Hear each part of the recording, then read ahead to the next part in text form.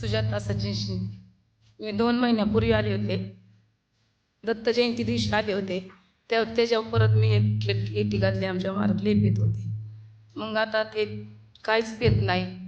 आणि इथून आल्यापासून मला पैशाला पैसा लागला, कसलंच कमी नाही. आणि महाराज स्वप्नात आले, बारीक रूप दाखवलं. मला म्हटले, तू कोण आहे? मी म्हटले, मामा तुम्ही कोण आहे? म्हणले, मी तुला ओळखलं नाही. मग महाराजांनी मला बारीक रूप दाखवलं. त्याच्यावरून दाढी दाखवली. महाराज म्हणले, मला महादेवाने पाठवलं.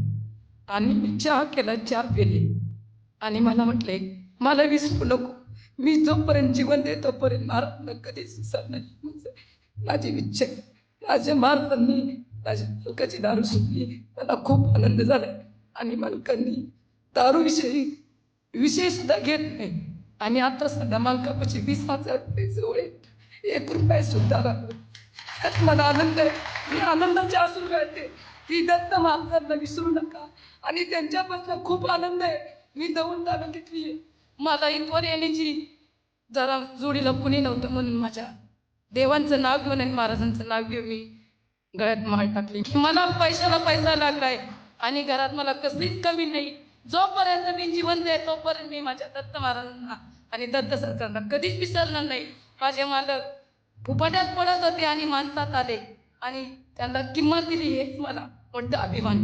म्हणून मी महाराजांना कधीच विसरणार नाही. हेच प्रार्थना माझी जन्मोजन्मी आयुष्यभर जोडा जावी आणि माझं चांगलं होईल. आणि महाराजांना अंतर मी कधीच देणार नाही.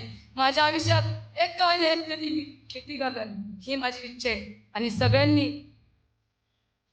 खेती घालावी आणि विश्वास ठेवावा. आणि पैशाकडे बघू नका. आपलं माणसात येतोय आणि माणसात 2 डोळ्यांनी चांगलं बघतोय आणि चांगलं राहतोय. पैसा ही कुणीही कमवते. पैशाकडे जाऊ नका. फक्त माणसाची किंमत आणि महाराज माणसात आणतात आणि 2 रुपयाचं हेच देतात. हीच माझी विनंती.